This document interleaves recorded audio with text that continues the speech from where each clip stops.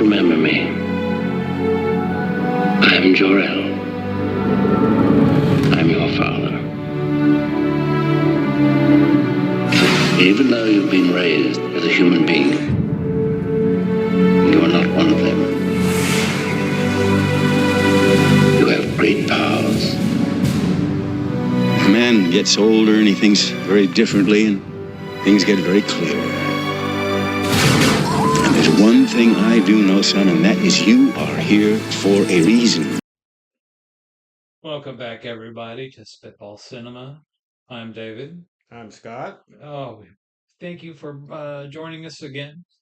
We are kind of going on a little venture to the summer blockbuster movies of the past, and today we'll be with the new one coming out next month. To time date this episode next month, July, is James Gunn's Superman. Yes. Now, But we're not going to be talking about that one just of yet. We're going to talk about the original Richard Donner Superman. 1978. 1978. My God. Starring Christopher Reeves, Margot Kidder, Marlon Brando. Terrence Stamp. Yeah. You know, the Gene great Hackman. Gene Hackman as Lex Luthor, and the great Glenn Ford as Jonathan Kent. That's right. I forgot about that. Yeah. Oh man. Yeah. I mean, this was a big, huge movie, because I don't think they hadn't put out a superhero movie like this, not this caliber, where it was a serious type movie. I mean, they had the Batman, which was kind of campy, Right. It was just following the TV show. TV series, Yeah. that was out. And they had like a Spider-Man TV series that was in the 70s. But this one was the first one that really kind of, You were like, oh, they're going to take this. This is They're not taking the subject matter seriously. seriously. Yeah, this isn't no, bull. Yeah. And we do have to pay a little tribute to the original Superman back in the 50s. George Reeves. Which, by coincidence, the guy that plays Superman in the 78, Christopher Reeve, and they're not related. It was just a fluke thing. I think it was called The Adventures of Superman. Back in the TV show.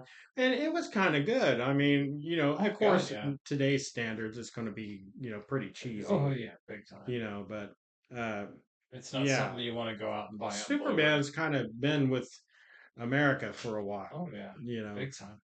And so, I mean, and this movie had a big effect on me. I mean, when I went and saw this movie in the theater with my family, I think I was 5. You were 5. See, I was 8. And I remember going to seeing this movie. I can still see it in my head. Yeah. And what did it for me is the very beginning of the movie. They're talking about the Daily Planet a little bit. But when the intro of this, the music that came, well, it wasn't the da da da da. It built up as a da da da da da. Oh, and then the names came down. It did this, and the way they did the credits, the beginning credits, you felt like you could go out and conquer the world. You think you could go out and fly? And it so mesmerized me.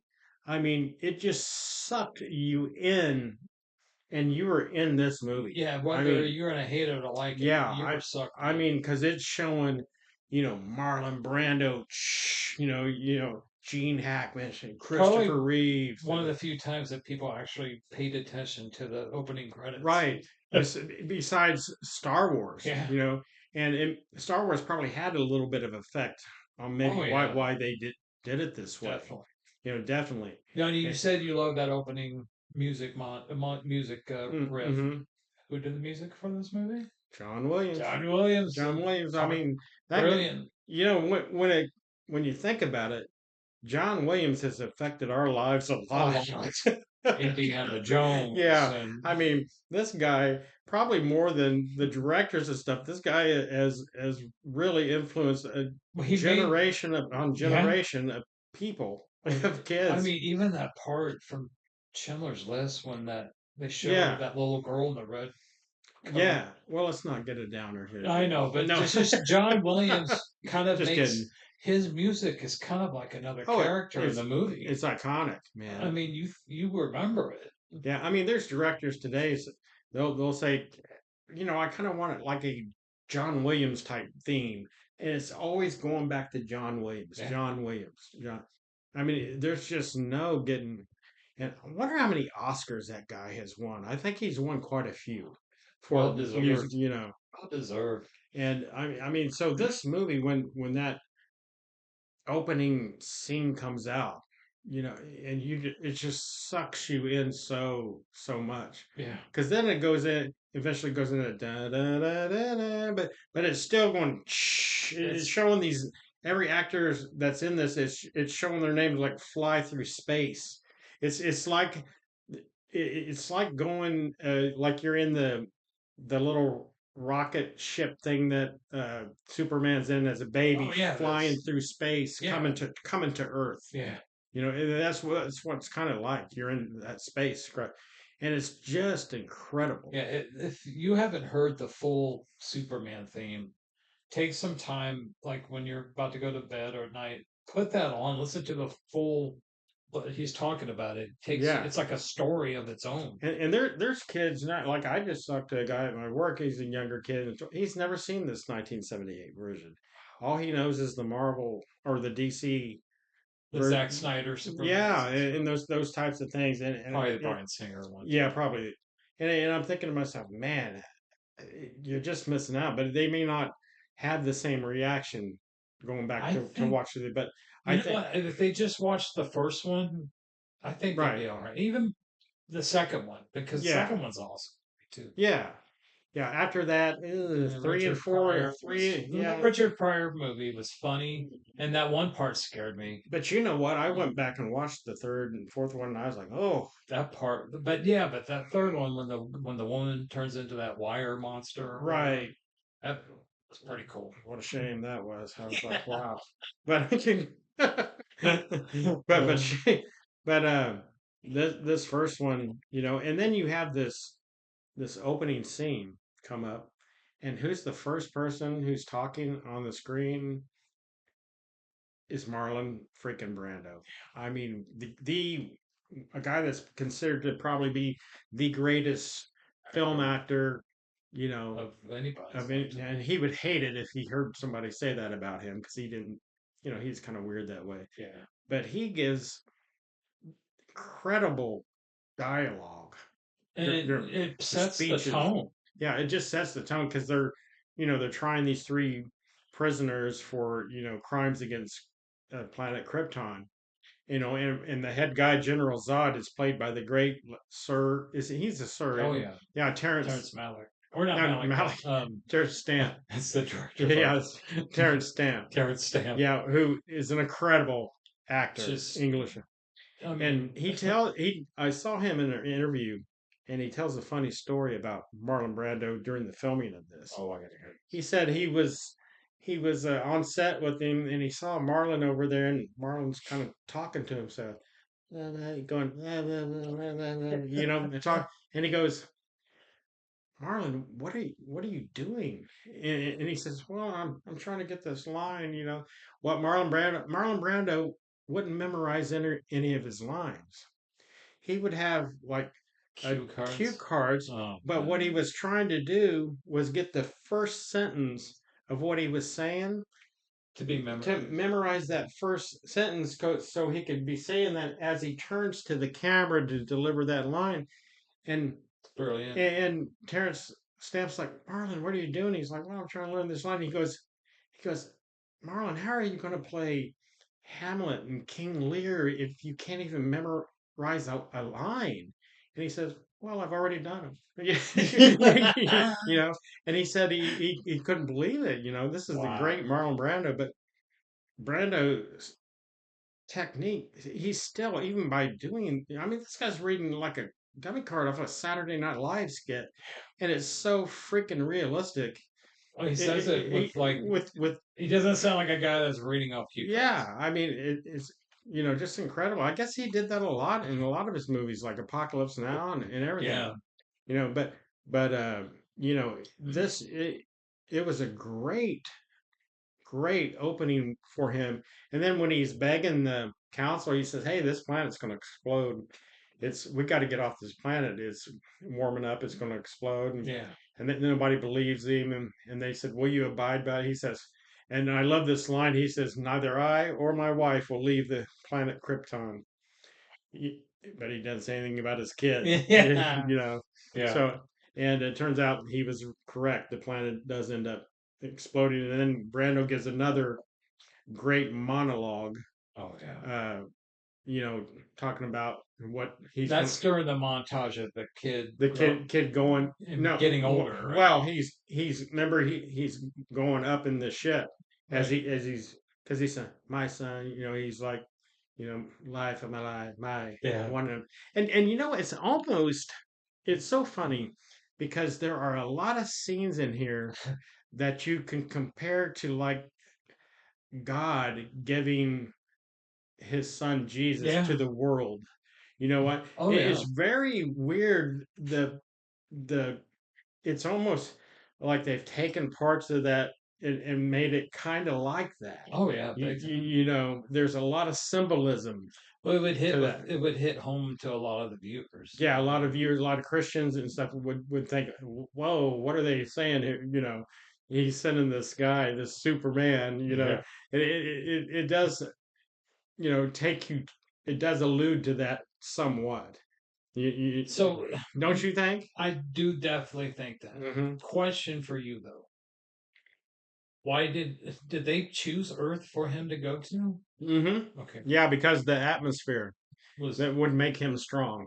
He wouldn't be like them, and he would be stronger, superior to him. Mm-hmm. Yeah, but they didn't want him to be like go over and take over the world, right?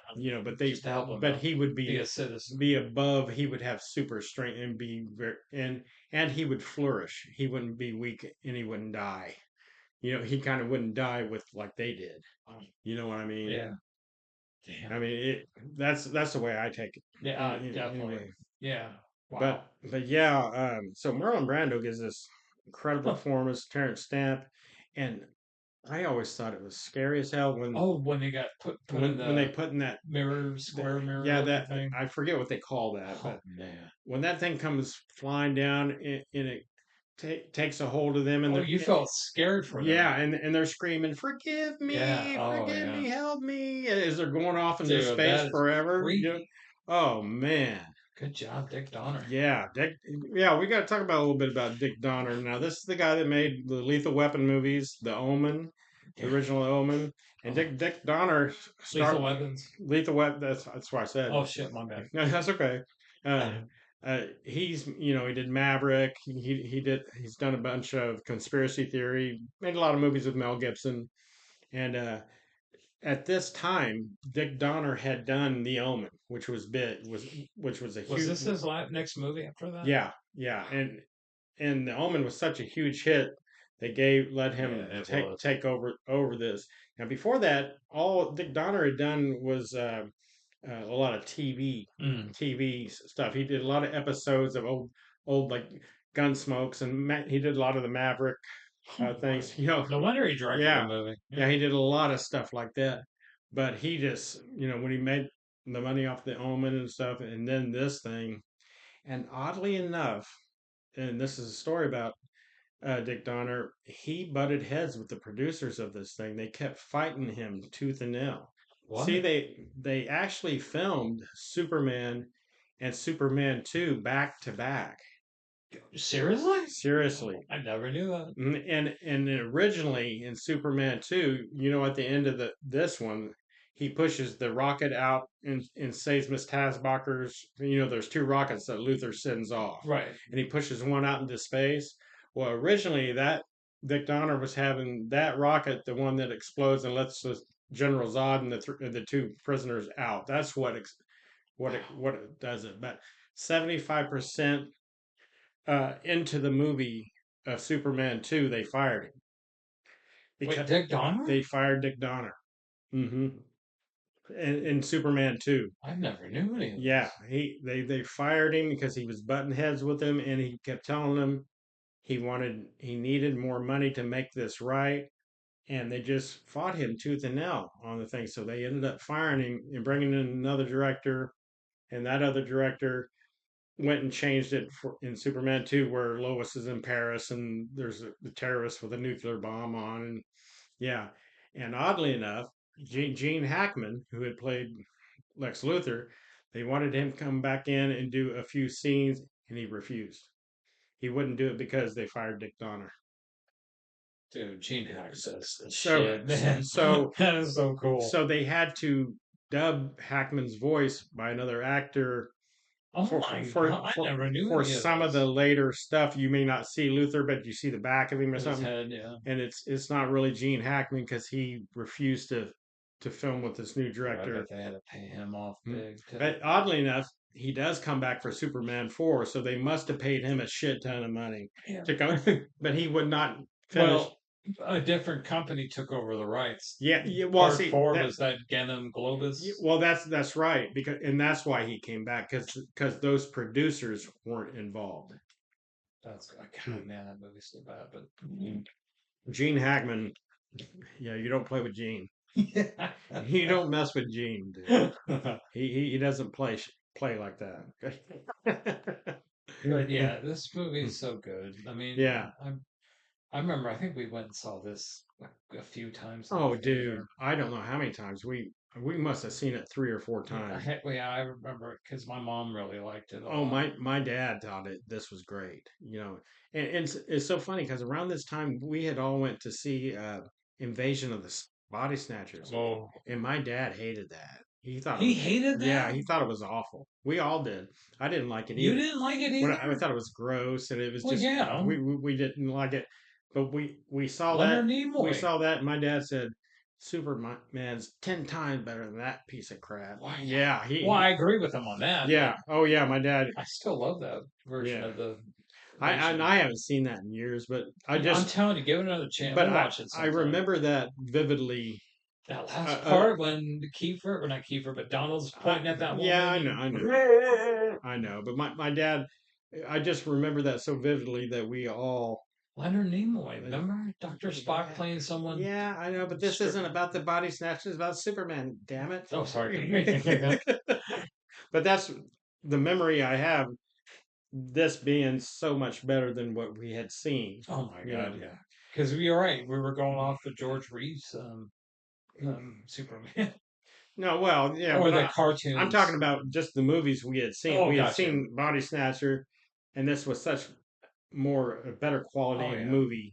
And dude, I thought I was Superman after I watched this. I mean, my grandma for Halloween made me a costume, which pisses my sister off to the day because she didn't make her shit. But made me. I had. Sorry, Stacey. I'd wear the S underneath my shirt to school and shit. I was a geek. You notice I said was. I still am. But what's your shirt say right now? Yeah. Oh yeah, it says "When Rocky When." Yeah, that's how geeky I am. But anyway, and then you had Margot Kidder, who wasn't very well known. No. And I like Margot Kidder. She's awesome. But none of the women that really play Lois Lane are that really, by today's standards, really like a hot reporter. You know what I mean? I mean, she's just more of a. I don't know. She is pretty. Yeah, but it's not. I see. You see what I mean? I mean, I guess I think Amy Adams played. She was pretty, but they're not like. I don't know. You just expect. You're expecting like a Barbie doll looking like. Yeah, like Kate Beckinsale or something. I mean. But I don't get me, and I'm not talking bad about Margot Kidder. I do think she's an attractive lady, but she's not, what you would think. She didn't look the role. Yeah, I mean, but maybe that's what they were looking for, more of a down to earth type looking actress. Not, and I'm not saying she's a plain Jane or something, but I don't know what I'm saying. She looked like someone that would hook up with Clark Kent. Right. I see what you're saying. I guess. I don't know. I always thought Miss Tasbacher now was hot. God, I mean that. You know, I look at her and look at Lois Lane. I'm going for Tasbacher. I'm living downstairs with Lex.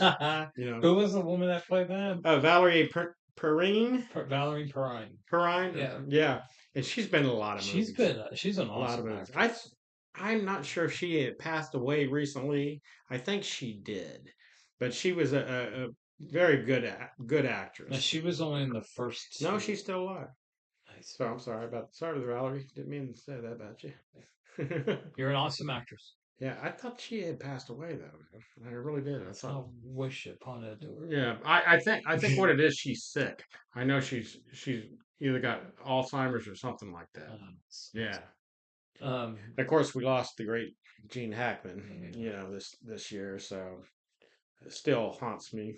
Who was the one that played Jimmy?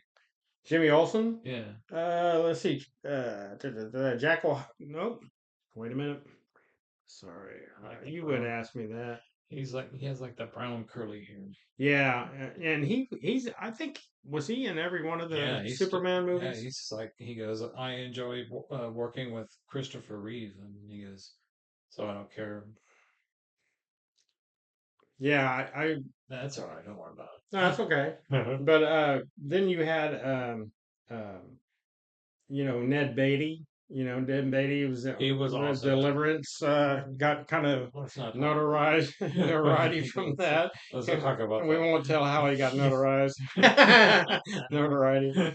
But here's another kind of interesting fact. What's that? So Glenn Ford's in this movie. Gotcha. He plays Jonathan Kent. And Glenn Ford is an actor that's been around for years, and he's famous actor in the 40s, 50s, did a lot of westerns and stuff. Gotcha. And he did a movie called Cimarron, right? And it starred him and a lady by the name of Maria Schell. Gotcha. Maximilian Schell's sister. Oh wow! From Judgment at Nuremberg, right? Black Hole. Now she played in the Superman too. She was one of the council members who talks to Marlon Brando at the beginning, saying, Jarrell, try to talk some reason into him. Well, that's Maria Schell, who played with Glenn Ford in Cimarron back in the 1960s. And which Cimarron was an epic movie. Oh yeah. And there's also another interesting fact when Glenn Ford is driving in the truck with him and Martha, right? And the meteor first comes down. They're listening to the radio, okay? And on the radio, they're playing "Rock Around the Clock." Bill Haley and the Comets rock. Yeah. Bill Haley and the Comets. Here comes a meteor. Rock Around the Clock. But what's interesting about that song is that song was the first song to introduce rock and roll into the mainstream. Oh, wow. And what did they put that in? Blackboard Jungle, starring Glenn Ford. And he's listening to it. Man, that is so cool. So Dick, like how Tarantino does. Yeah, so Dick Donner is paying tribute these little subtle messages to Glenn Ford and Rock Around the Clock and Bill Haley and the Comets, Here Comes the Meteor, in putting that into Superman. Wow. Which I always thought that was interesting. Yeah. That he did that. So Jimmy Olsen was played by Mark McClure. Okay. So, yeah. Wow. And but I thought that was an interesting twist. And it's a cool thing to do. I mean, yeah. If I went out and directed, I would do stuff like that too. And Glenn Ford, that one scene right before he dies in the movie when Clark and he says, "You've been shown off, haven't you, son?" And he goes, "Oh, I didn't mean to, Pop." And he's talking to him, and I love this line. Glenn Ford says, "The one thing I do know, son, that is you are here for a reason." The way he delivers that line is just, it is just I it's just remember, great. I remember getting really sad when they show him passing. Yeah, because he starts to run up to the house, but he says, "Come on, Pop, let's run." And then as he runs up, he kind of stops and he grabs his left arm, Dude, and he looks and he goes, "Oh no!" And then he looks up and he goes, "I." Like he's like, oh, I want to say it, and then he just collapses. Yeah, you're, oh God, such a great scene. oh Such yeah, a great actor. yeah, My God. yeah, and then she, Jonathan, So, stop, I'm getting chills. you know, and then the young kid playing Superman, Jeff East, he says all, they're at the grave and all those powers, all those things I could do, and I couldn't save him. Ugh, it was just sad. Yeah. But it had to happen. It had to happen because he had to go off. It's Glenn Ford was seeing the future. He says, "You are here for a reason," you know, and Wow. and then the one thing that his biological father, Marlon Brando, Jarrell, tells him as he's learning all this stuff about history, he says, "It is forbidden for you to interfere in human history. You can't alter human history. You can't change it. You can't interfere. You have to let history take place. Be itself. You can't do anything to change that," which he kind of does towards the end, though. He just couldn't take it, Dad. But I remember the scene where Lois is gets on the helicopter, and we haven't really seen him do anything heroic yet as Superman. And she gets on this helicopter, and it gets tangled on like a cable or something. It's starting to fall, and Lois starts to fall. And here's another little tribute that Donner does. So Clark Kent comes out of the building and he sees her like hat or something, or glove or shoe. Maybe it was shoe. Yeah. He finds it and he looks up and he sees Lois hanging, and he runs. And as he runs, he stops, and there's a little half phone booth. You know how they used to have those little half ones where you'd go and you'd call and stuff? He stops and he looks at it up and down, and he goes, "You know why they did that, don't you?" No.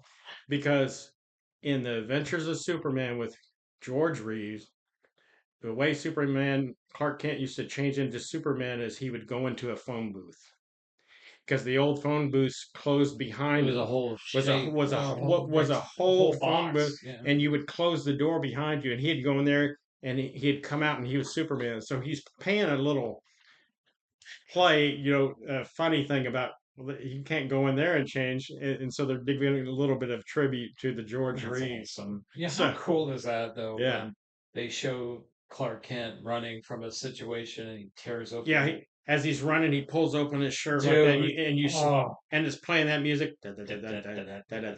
Yeah. Oh my God. Then you see him just pull that.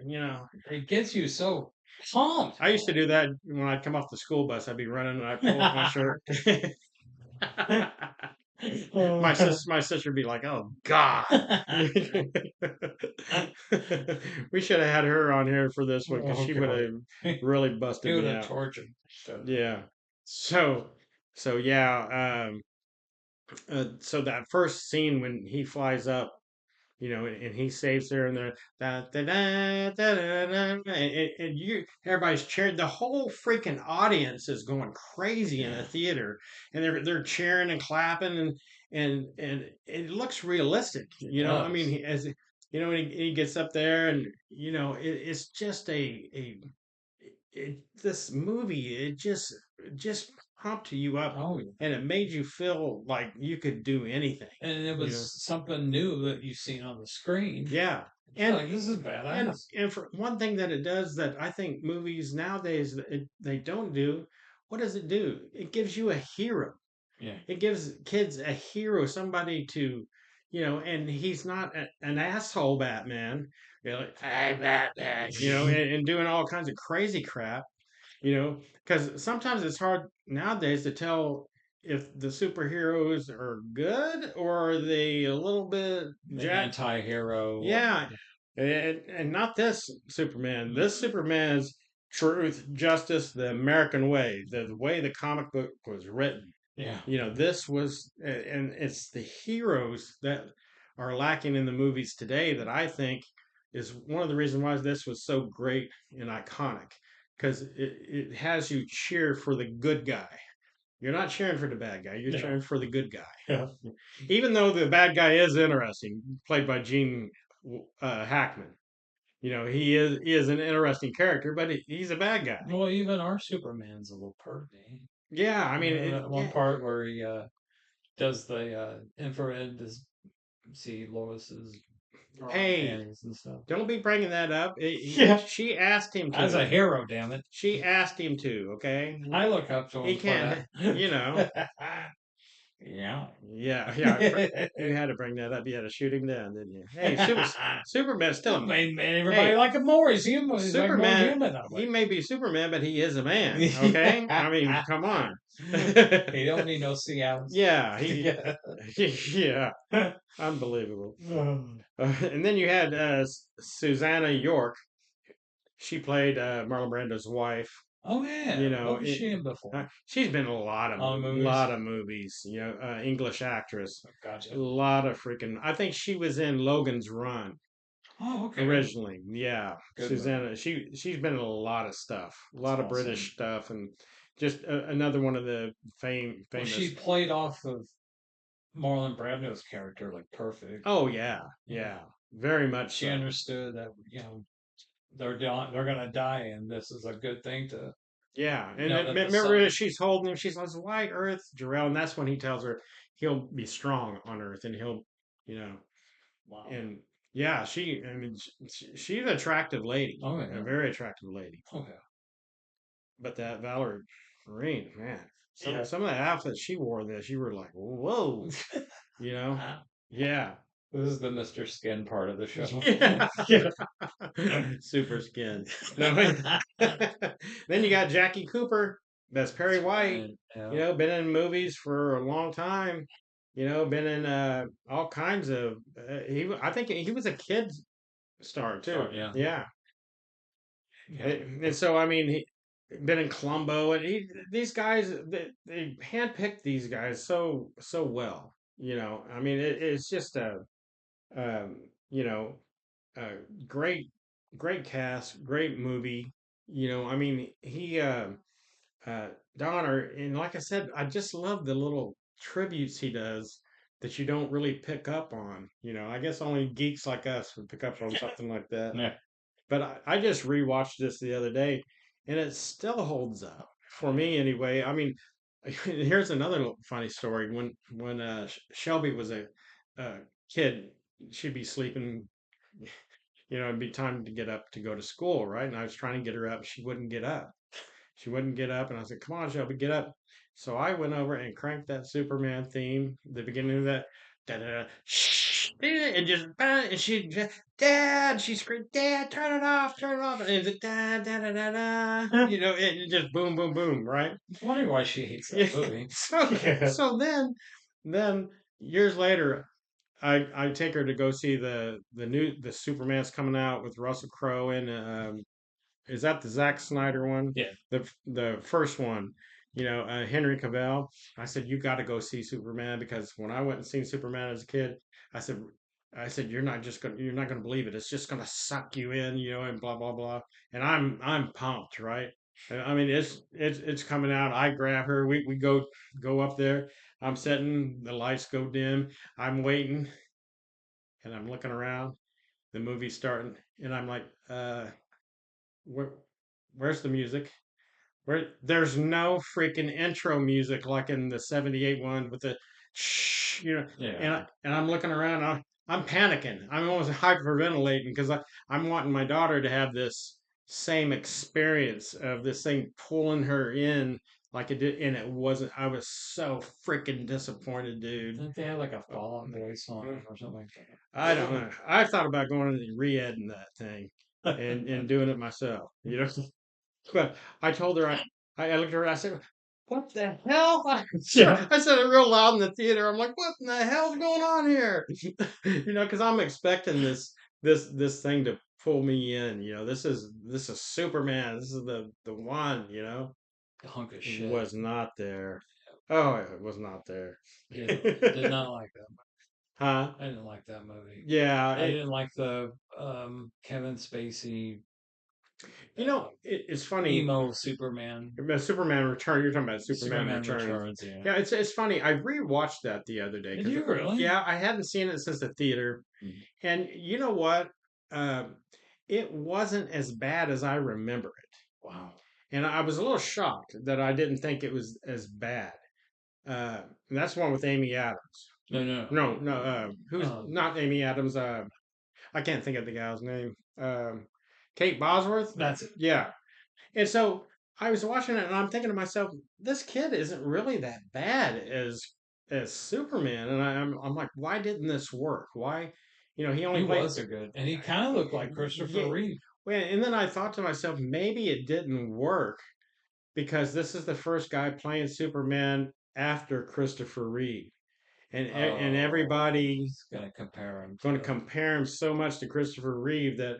But then on the other part, I thought the story was a little flawed because at the end of that movie, he picks up this giant rock thing to throw it out into outer space, but it's filled with kryptonite.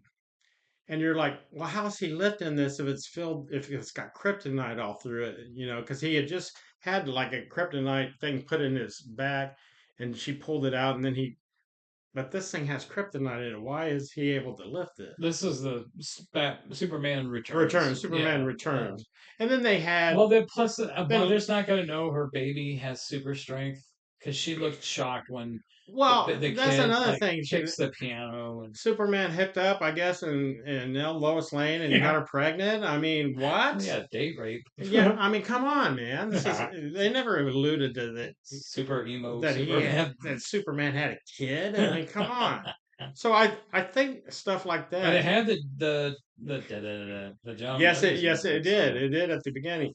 But another thing that I think pissed people off about that movie, and we'll get back to the '78 here in just a minute, is they took out the Truth, Justice, and American Way because he says, truth, justice, and all that other stuff. So it's the beginning that people will start to talk kind of bad about America.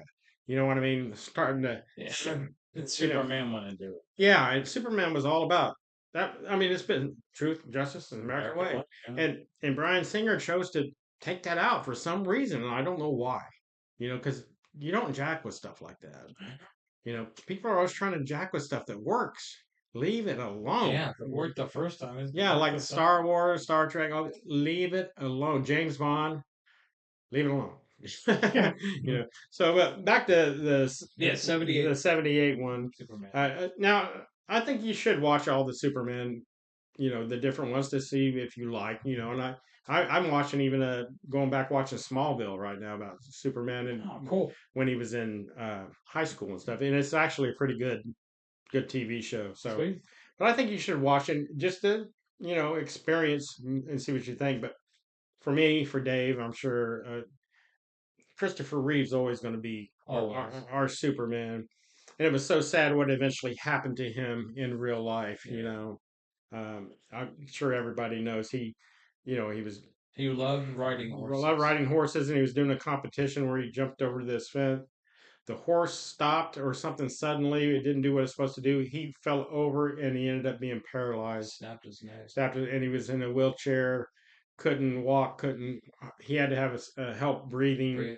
And he eventually passed away. And it was so sad for us as to see this, hero of ours, Superman, to see Superman, because he would always, no matter what, be Superman in our eyes. Absolutely. Because growing up, he had his performance had that effect on us, And this new Superman coming out, not saying that Superman's not going to do a great job. He probably will, but Christopher Reeve's always going to be my Superman. And that he wasn't really the first pick for Superman. They went through a long list of people. They wanted Nicolas Cage to play Superman. There was a version. Can you imagine? Well, I'm God, Superman. I would so see. Yeah, they ought to make a comedy out of it, like Superman's bastard brother or something, and have Nick Cage playing. Hey, sweetie. You want me to fly? Huh? Well, what's cool is if you watch The Flash, that one that came out a couple years ago, Hmm. they show all the different incarnations, even on the television series of Superman. Really? And you see Nick Cage in action in that Superman outfit. Wow. Yeah, even the guy from Farmville in it. So, Oh, no kidding. mhm. Farmville. You mean Smallville? Sorry. uh, yeah, but and then there's a lot of scenes with we haven't really talked too much about Gene Hackman. Oh, He playing the antagonist against Superman and trying to figure out how to stop Superman and conquer the world. And he goes and finds a meteor so he can hide it in the box, so he can put it around Superman, make him weak, so he can shoot these missiles off and take over the world basically. yeah. And it's so funny because if you remember this, when they stopped the missile truck on the highway, the National Guardsman there, and Oh, yeah. because Valley Perrine is laying out there and she's got this skimpy outfit on. The commander of the guard, guess who that was? That tells him to turn around that he would do it. It's Larry Hagman. Yeah. Yeah, it's Larry Hagman. He's got a small part in this. Yeah, So cool. the J.R. Ewing himself. That whole Valley Perrine, Gene Mhm. Hackman, and Ed Beatty. Yeah. I could just watch a movie with those three. Oh yeah. I mean, And then when Hackman gets mad at her, and he screams at Miss Tasberger. oh, everybody in the theater got nervous. Yeah, I mean the way Hackman always delivers that scream when he yells out her name, it's just classic. It's just awesome. And Gene, he's so into the character Yeah. that he just immerses himself in that role. I mean, I think I remember him saying once in an interview a long time ago, he said that he took the character serious, but just had fun with it. just had fun, and you could tell he's having fun with it, that he's just going with it. Yeah, because he goes, sometimes you can see an actor on a movie not giving it The 110 their 110% to it. And Yeah, he goes, this one, he goes, I took it serious, but yeah, and he's one of those actors that when he gets into the work, he really gets into the work. yeah. I mean, there's no actor that wants to give a bad performance Right, and stuff. right. But what's cool, that's how cool Dick Donner is you let him do it.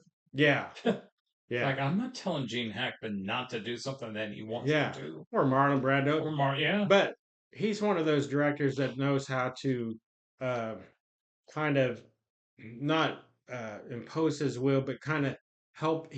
Instead of fighting them, he helps them along. Definitely. He guides them. Definitely. Hey, what do you think about this? Yeah. What if you try this? What do you think? And he gets that back and forth input, or like, no, I just don't think this is going to work. Yeah. And Dick Donner was known to be, not a wimp of a director, No. but one that helped his actors along. But still being in charge of the film. Oh yeah. Who he was fighting with was the producers. Wow. And they ended up getting him fired. So. And somebody had to. How dumb. Well, first of all, because he went back to working for Warner Brothers when he did Lethal Weapon. Yeah. I mean, maybe those people are out. Yeah, I mean, that just shows you that sometimes the bean counters who hold the money, they think they're the creative element, and they're not. Sometimes they can become the problem instead of helping. They're the problem. Well, that's why you hire these people. They're better at that than you. Yeah, you hire a producer, like Al Ruddy with The Godfather, that's going to fight for you, but at the same time, have money, they'll go. Of course, they had problems with that too, but that's another story. Sure. But can you think of anything else about Superman that any other experiences or anything? All of these new Marvel DC stuff of today, some of it is really good. I love the Guardians, the Galaxy series. The two last Avenger movies were good. Mm-hmm. And it was just cool if you go back and watch it again. It's a time capsule of the late 70s, but what they showed and how they did the special effects, and these are people that actually, back in the day, they acted like, normal people talked and reacted and stuff like that. And it just, you connect with somebody or something in the movie, and you're sucked in. Yeah. I mean, it's just it's like you said, it's only the best directors can capture that magic on film, and Dick Donner definitely did that in a lot of movies Right. besides this one. But Well, and then one thing we haven't talked about, at the end of this, Lois Lane ends up dying. She dies in the earthquake and stuff, right, and he is so distraught dude, that that scene of him going when he's like crying and he's like no no no no, and then he goes ah! Christopher Yeah, Reeve, baby. I mean, just screams That you knew and that guy can act. yeah, as he's going up to the air flying, and he goes so fast, and then you hear Marlon Brando's voice in kind of a shadow of his face up in the clouds. Again, kind of a Godlike. godlike thing, these symbolisms all through that. And he goes, "My son," he goes, "It is forbidden for you to interfere with human history." And then he hears Glenn Ford's voice say, "There's one thing I know, son, that you are here for a reason." Yeah. And then he goes so fast, it makes the earth turn backwards that he turns back time and goes and saves Lois, and she's kind of like that physics thing of Ferris Bueller. Yeah, yeah, like if they could just hit reverse. Yeah, hit reverse and go fast and yeah. Yeah, take the mileage off the car. Yeah. But and then in the end, he's taking Luther and Ned Beatty because we forgot to talk about this. Miss Tasbacher saves Superman because Luther puts the kryptonite around him and he falls in the pool, and she says, "You got to save my mother." He says, "No, Jimmy and Lois," and she goes, "No, my mother first. If you tell me you'll do this, I know you will because you always tell the truth." Oh, and he's like, "Damn it!" And so she takes it off, but before she does, gives him a big kiss and says, "Why do I always go for the bad guys?" And he kind of pats her on the face, It was kind of a sweet moment, badass between them two.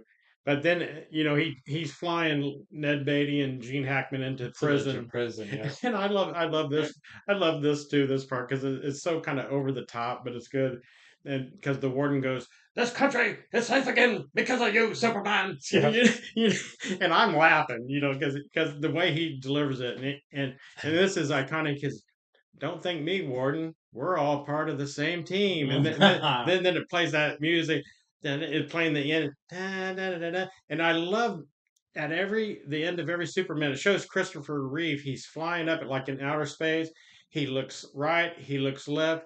Then he looks right into the camera and gives this fucking smile that just is this perfect smile. Oh, and you just are cheering. Yeah, he's like saying thank you for having a good time. Yeah, he's like, "Thank you for coming and watching me kick some ass as Superman." And everybody just cheers, like, "Oh man, that was the greatest thing, and I got to go see this again."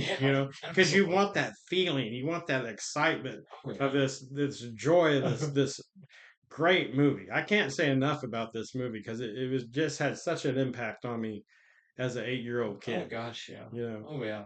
So good little kid, I think. Yeah, I'd love to go back and see this in the theater again. Oh, I'd go watch it. I'd pay to see this in the theater on a again. huge screen. Yeah. Oh yeah, like an IMAX or something. Definitely. Yeah. Oh man. So, well, I guess that's going to do it for Superman this time. Let us know what you think. Please comment and like and subscribe on our posts. You can watch this podcast on YouTube, Rumble, Spotify. We also have created a Facebook page, Spitball Cinema. And leave us a comment. Tell us if you liked it, you hated it. Suggestions for shows. We'll always try to respond to all the comments that we can, because we really do appreciate you guys listening to this and all of our followers who have. It's very enjoyable for me, Shane, and Dave. Yeah. Even though Shane's on special assignment this week. Right. So. But I mean, this is how. I mean, we've had other people seeing us getting really involved in movie talk. Oh all that stuff of us arguing and making fun of each other. I mean, it sounds serious, but it's not. It's not. Yeah, we always love giving each other shit. Yeah, absolutely. And it's part of our friendship, part of our personalities. Yeah. We love doing that to get. We've made some people nervous. When we get in heated debates and stuff. And so, and But at the end of the day, yeah, of course, it's just about fun. It's about the love and joy of watching films and how much films have an impact on your lives. At least it is. They've impacted my life, Dave's life. Oh yeah, Shane's, and we know there's others out there that feel the same way too. Because we always remember what we were doing when we were watching a certain film that we thought was great. Oh yeah. I mean, it's one of those things that we love about films. And that's one of the compliments we get from other people that listen is because they remember it. They have a good memory about seeing it with their mom or their dad, or both. Right, exactly. Or they saw it on a good date in high school or something like that. And you just wonder if someone like Christopher Reeves really knew the impact that he had on people's lives, and how certain actors can have an impact on society. Gosh, yeah. Their art really affects other people, and for once it's in a positive way. Yeah. This is a positive thing that comes on. It makes people feel happy, good. You could be in the worst attitudes or you're out of money and yeah, you're going through bad things in life. And we all are. And so what do? Just for a couple hours, you escape and watch this man save people from evil, and bad things. And it takes your mind off things. Gets you out of the rut. It gets you out of it. Okay. All right, everyone. That's going to do it for today's episode of Superman, 1978, Richard Donner film. Yeah. Thanks for watching and listening. And please like and subscribe. Yeah, I love you guys, and we got a couple things might be happening, and we'll let you know in future episodes. Yep, future things are going to be coming up that are going to be. I think you guys will like. Yeah, absolutely. Yeah, it'll be another advancement of our type of podcast. So absolutely. All right, everyone. Thank you for listening. I'm Scott. I'm David. Bye. Friend. You are revealed to the world, but you still must keep your secret identity. Why? Your enemies will discover their only way to hurt you by hurting the people you care for. They can be a great people color they wish to be. They only lack the light to show the way. For this reason above all, I have sent them you, my only son.